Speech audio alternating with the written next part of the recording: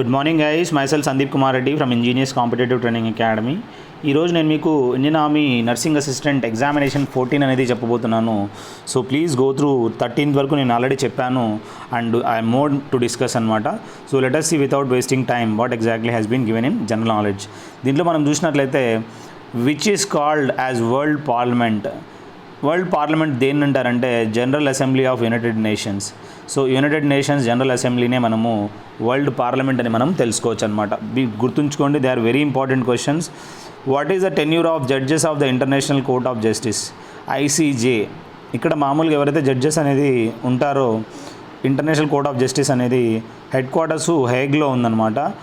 వాటి యొక్క judges tenure అనేది నియర్ అబౌట్ 9 years వరకు దే విల్ బీ అఫిషియేటింగ్ అనమాట. Where did the first meeting of the United Nations held అంటే United Nations యొక్క మొట్టమొదటి మీటింగ్ అనేది లండన్లో ఇది సెటప్ చేయడం జరిగిందనమాట.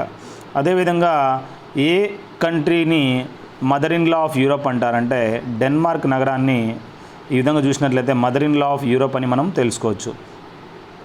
నెక్స్ట్ ఏంటంటే which country is called as land of rising sun. Land of rising sun కానీ ల్యాండ్ ఆఫ్ సెట్టింగ్ సన్ కానీ మొట్టమొదటి సూర్యుడు అక్కడే రావడం జరుగుతుంది, సెట్టింగ్ కూడా అక్కడే అనమాట. జపాన్ అని చెప్పుకోవచ్చు అనమాట. అదే land of mid night sun అంటే Norway. Where is the head quarters of international cricket council అంటే ఐసీసీ హెడ్ క్వార్టర్స్ అనేది దుబాయ్లో మనం చూడవచ్చు. So it's very important question. ICC head quarters దుబాయ్లో ఉంది. Wear the Indira Gandhi centre for atomic research is located అంటే Indira Gandhi centre for atomic research అనేది కల్పాకంలో మనం చూడొచ్చు. Wear national AIDS research institute is located అంటే ఎయిడ్స్ అంటే అక్వైర్డ్ ఇమ్యూనో డెఫిషియన్సీ సిండ్రోమ్ అనమాట. ఈ ఎయిడ్స్కి సంబంధించిన రీసెర్చ్ ఇన్స్టిట్యూట్ అనేది పూణేలో మనము చూడొచ్చు. Where central tobacco research institute is located in Andhra Pradesh అంటే ఈ సెంట్రల్ టొబాకో రీసెర్చ్ ఇన్స్టిట్యూట్ అనేది ఆంధ్రప్రదేశ్లో మనము రాజమండ్రిలో మనం చూడొచ్చు. సో ఈ టొబాకో ఇన్స్టిట్యూట్ ఎక్కువగా టొబాకో పండించే స్టేట్ ఏది అంటే ఆంధ్రప్రదేశ్ అనమాట. ఈ రాజమండ్రిలో ఎక్కువగా టొబాకో అనేది అక్కడ రీసెర్చ్ ఇన్స్టిట్యూట్ కూడా మనం చూడొచ్చు. Rajiv Gandhi national institute of youth development is located in which state. ఈ Rajiv Gandhi national institute of youth development అనేది ఎక్కడ ఉంది అంటే తమిళనాడులో మనం చూడొచ్చు అనమాట. నెక్స్ట్ ఏంటంటే biology questions. Hydrochloric acid is secreted by the cells lining the stomach అనమాట. ఈ హైడ్రోక్లోరిక్ యాసిడ్ అనేది ఏవి సెక్రెట్ చేశాయంటే సెల్స్ లైనింగ్ అనేటివి సెక్రెట్ చేశాయన్నమాట. ఇవి కడుపులో ఉంటుంది. పెప్సిన్, రెన్నిన్ అనేది వీటిలో ఉంటాయని మనం తెలుసుకోవచ్చు. ఈ రెండు దాంట్లో ఎంజైమ్స్ మనం చూడొచ్చు, పెప్సిన్ మరియు రెనిన్ అనమాట. Emulsification is breaking fats into small globules. Emulsification అంటే ఏంటి అంటే breaking fats into small globules అని మనం తెలుసుకోవచ్చు. దీన్ని ఎమల్సిఫికేషన్ అంటారనమాట. అంతేకాకుండా టాక్సానమీ అంటే ఏంటంటే taxonomy is a science that deals with the classification అనమాట. ఏదైతే ఇది ఒక సైంటిఫిక్ సైన్స్ అనమాట, అది దేని గురించి క్లాసిఫికేషన్ గురించి డీల్ చేసేదే టాక్సానమీ అనమాట. Animal who can consume more salt అంటే ఏ అనిమల్ ఎక్కువగా సాల్ట్ అనేది తీసుకుంటుందంటే క్యామల్ అనేది ఎక్కువగా సాల్ట్ తీసుకోగలుగుతుంది అనమాట. అది ఎంత సాల్ట్ అయినా తినగలుగుతుంది, దానికి అంత కెపాసిటీ అనేది ఉంటుంది అనమాట. డిపిటీ అనేది డైఫ్తీరియా, పర్చ్యూనిస్, టెటానస్ అంటే ఇవేంటంటే వ్యాక్సిన్ అనమాట. ఈ మూడిటికి ఒక వ్యాక్సిన్ అనేది డైఫ్తీరియాను మరియు టెటానస్,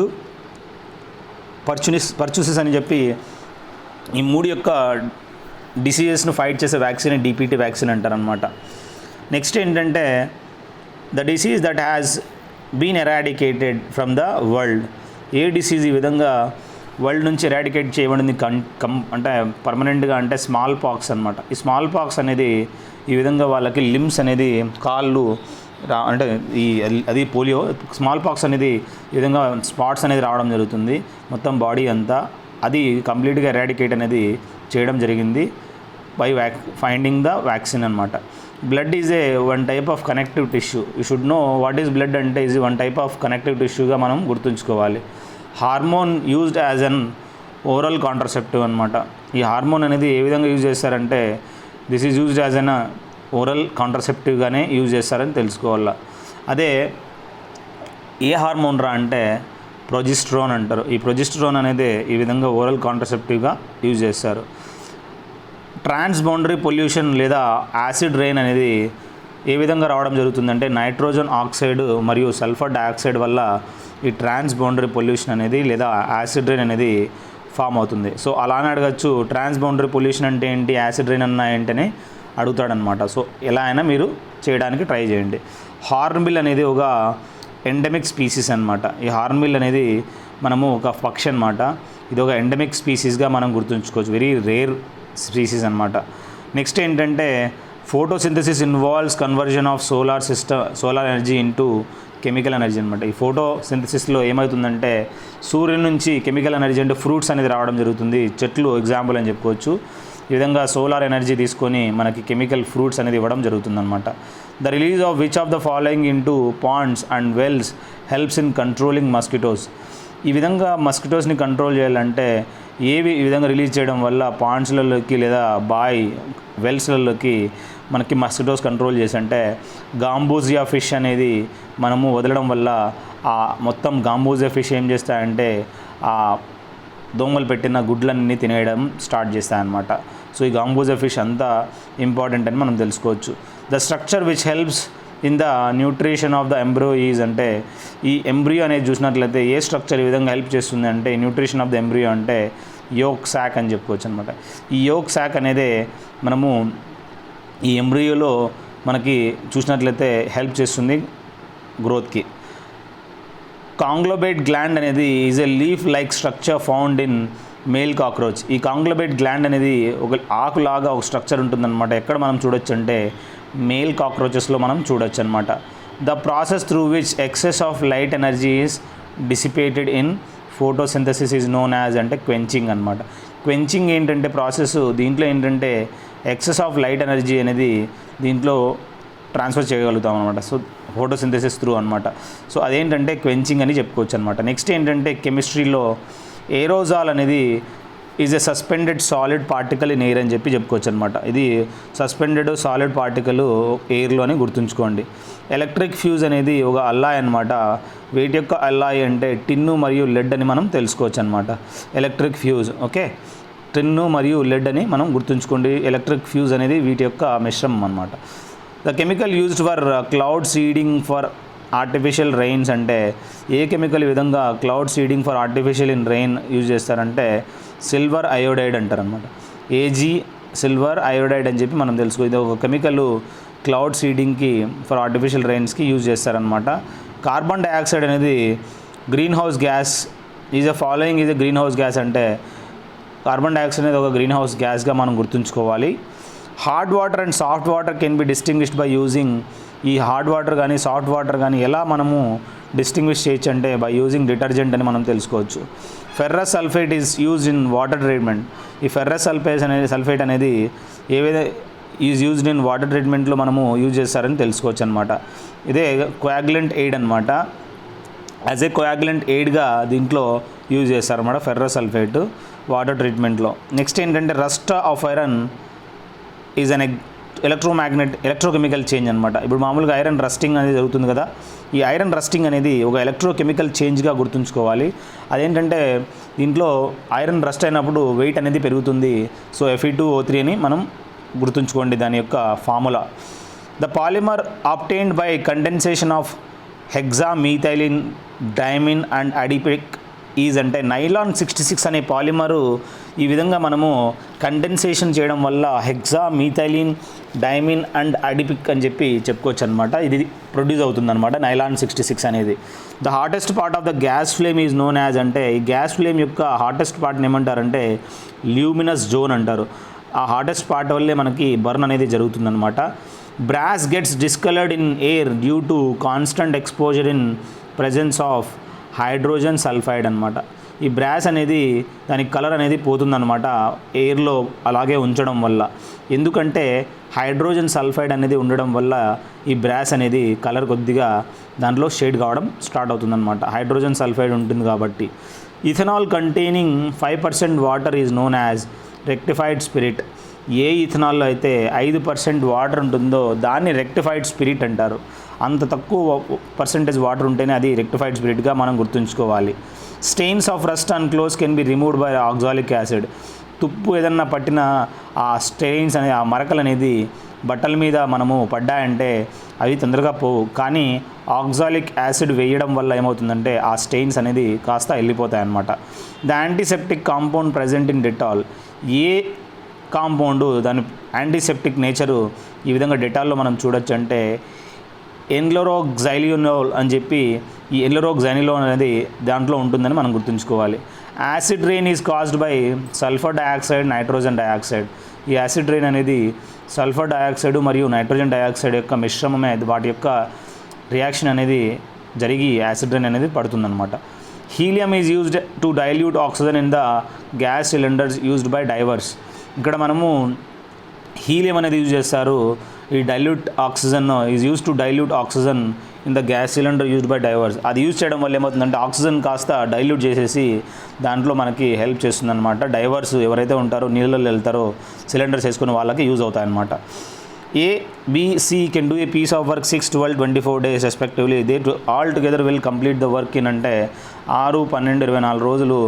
వాటి యొక్క ఎల్సిఎం అనేది 24 అయితే 6 4s are 12, 2s are 12, 24 1s అంటే ఇక్కడ ఎల్సిఎం అనేది 24 అవుతుంది. సో ఇక్కడ ఎఫిషియన్సీస్ అనేది 4 to 1 అంటే 7 అని చెప్పుకోవచ్చు అనమాట. అది 24/7 అంటే టుగెదర్ వాళ్ళు 3/7 డేస్లో కంప్లీట్ చేశారని మనం తెలుసుకోవచ్చు.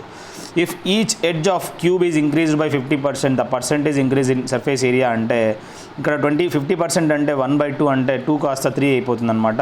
సో ఇక్కడ ఎడ్జెస్ అనేది ఈ విధంగా ఉంటే వాటి యొక్క సర్ఫేస్ ఏరియా అనేది 6a² కాబట్టి ఇక్కడ మనం ఏంటంటే సర్ఫేస్ ఏరియా ఇంక్రీజ్ అన్నాడు కాబట్టి 2 4 అవుతుంది. మామూలుగా ఇంక్రీజ్ అయితే ఇంత అయిందనమాట. కానీ ఇక్కడ అడిగింది వాడు percentage increase in surface area కాబట్టి మీరు ఫైండ్ అవుట్ చేయండి. ఇక్కడ 2 ఏమవుతుందంటే 4 అయిపోతుంది, 3 ఏమవుతుందంటే 9 అయిపోతుంది అనమాట. ఎందుకంటే 6a² అంటే a1² అనేది a2² అయిపోతుంది అనమాట. అప్పుడు 4 అనేది 9 అయిపోతుంది. అంటే 5 ఇంక్రీజ్ ఓవర్ 4 into 100 అంటే 125% అనేది తెలుస్తుంది. You find out that and let me know. ఎలా చేయాలనేది నాకు మెసేజ్ చేయండి, ఫోటో తీసి వాట్సాప్ చేయండి 7666730252లో. నెక్స్ట్ ఏంటంటే if the simple interest on a certain sum of money at 6% per annum for 3 years is ₹90 అనమాట. ద సమ్ విల్ బి అన్నాడు. దీని ప్రకారం రేట్ పర్సెంట్ ఇచ్చాడు, టీ ఇచ్చాడు, సింపుల్ ఇంట్రెస్ట్ అనేది ఇవ్వడం జరిగింది. అది ₹90 అనమాట. మనకు తెలుసు what rate percent of P is equal to simple interest అనమాట. సో దాన్ని బట్టి P అనేది మనకి 1500 రావడం జరుగుతుంది ఫర్ 3 years అనమాట. సో అక్కడ మనము ఇక్కడ 3 years తగ్గట్టుగా మనం చేసినాం కాబట్టి టోటల్ సో మనం చూసినట్లయితే టుగెదర్ మనం చూసినట్లయితే 1 yearకి మాత్రము 500 అనేది మనం చెప్పుకోవచ్చు. లేదంటే PTR 500 చేస్తే మనకి ఈజీగా ₹500 రావడం జరుగుతుందన్నమాట. నెక్స్ట్ ఏంటంటే a car is moving at 48 km/h completes a journey in 10 hours. 48 km/h 10 hourలో జర్నీ అనేది కంప్లీట్ చేశాను అంటే 480 kilometers పోయిందనమాట. How much speed of this car should be increase so as to do in 8 hours. అప్పుడు మనము distance by time అంటే 8 గంటలు 480 ఇక్కడ 8 వేసుకుంటే ఆటోమేటిక్గా మనకి ఈజీగా ఆన్సర్ అనేది 12 అనేది రావడం జరుగుతుంది. సో ఆ 12 hours ఇక్కడ మనం చూసినట్లయితే హౌ మచ్ స్పీడ్ అంతే ఇంక్రీజ్ చేయాలంటే స్పీడ్ మొత్తం 60 ఉండాలన్నమాట. అంటే 48 నుంచి 60 కావాలంటే 12 kilometers ఫాస్ట్ అనేది పెంచాలని చెప్పి తెలుసుకోవాలి. A student who secures 20% marks in an examination fails by 30, another who secures 32 gets 42 more అనమాట. 20 నుంచి 32 12% తేడా అనేది 30 + 42 మార్కులు అనమాట. 12% డిఫరెన్స్ అనేది 30 + 42 అంటే ఈ విధంగా మనకి 1% అంటే 72/12 అనమాట. 1% 6 మార్క్స్ సమానం అవుతుంది. టోటల్ 100% ఉంటుంది కాబట్టి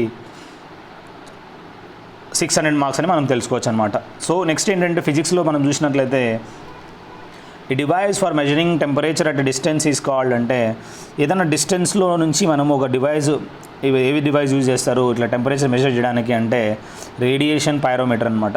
ఈ రేడియేషన్ పైరోమీటర్ అనేది ఫార్ ఆబ్జెక్ట్స్ ఏదైతే ఉన్నాయో వాటి యొక్క టెంపరేచర్ అనేది మెజర్ చేస్తామన్నమాట. లెన్స్ యొక్క పవర్ అనేది డయాప్టర్లో మనము మెజర్ చేస్తామన్నమాట. So power of the lens దేంట్లో మెజర్ చేస్తారు, డయాప్టర్లో అనమాట. అదేవిధంగా mixing of red and green colour చూసినట్లయితే ఈ రెడ్ గ్రీన్ అనేది మిక్స్ చేయడం వల్ల మనకి ఏ కలర్ వస్తుంది అంటే ఇక్కడ మనము బేసిక్ కలర్స్ మనకు తెలుసు ఏంటంటే బ్లూ, గ్రీన్, రెడ్ అనమాట. సో ఇక్కడ ఈ 2 గ్రీన్ అండ్ రెడ్ మిక్స్ చేయడం వల్ల ఎల్లో రావడం జరుగుతుంది. ఆ కలర్ ఏంటరా అంటే ఎల్లో అని రాసుకోండి. ఇక్కడ ఆ కలర్ ఎల్లో అనమాట, GRY అంటారు. గ్రీన్ అండ్ రెడ్ BCG అంటే ఇక్కడ మనము ఈ కలర్స్ అన్ని బ్లూ, గ్రీన్, రెడ్, BGC అంటే సియాన్ అనమాట. బ్లూ గ్రీన్ మిక్స్ చేస్తే సియాన్ వస్తుంది, GR మిక్స్ చేస్తే ఎల్లో వస్తుంది అనమాట, గుర్తుంచుకోవాలి. వర్కింగ్ ఆఫ్ రాకెట్ అనేది దేని మీద ఆధారపడి ఉంటుందంటే law of conservation of momentum అని మనం తెలుసుకోవచ్చు. నెక్స్ట్ ఏంటంటే the term radius of gravitation related to అంటే ఇక్కడ ఈ గ్రావిటేషన్ సంబంధించి ఏ టర్మ్ ఈ విధంగా రేడియస్ ఆఫ్ గ్రావిటేషన్ అంటే సింపుల్ హార్మోనిక్ మోషన్ అని చెప్పుకోవచ్చు. ఈ సింపుల్ హార్మోనిక్ మోషన్ అనేది ఆన్సర్ అని గుర్తుంచుకోండి. ఏంటంటే next, if you have any curious you can call me on my mobile number 766730 252 is the number. So please go through whatever questions I have been given. They are very useful for you. ఎవరైతే download చేసి చూస్తున్నారో ఆఫ్లైన్లో, please I request you guys to donate something for my channel. This is my WhatsApp number, or you can Google Pay this number and you can share it to your friends also. Thank you very much. Have a good day. Have a great life, guys. If you have any kind of career concerning doubts, you are feel free to call, and really I am telling you guys, we have a short term coaching also. We are ready to give short term of 15 to 20 days coaching. So thank you very much. Have a good day. Have a great life.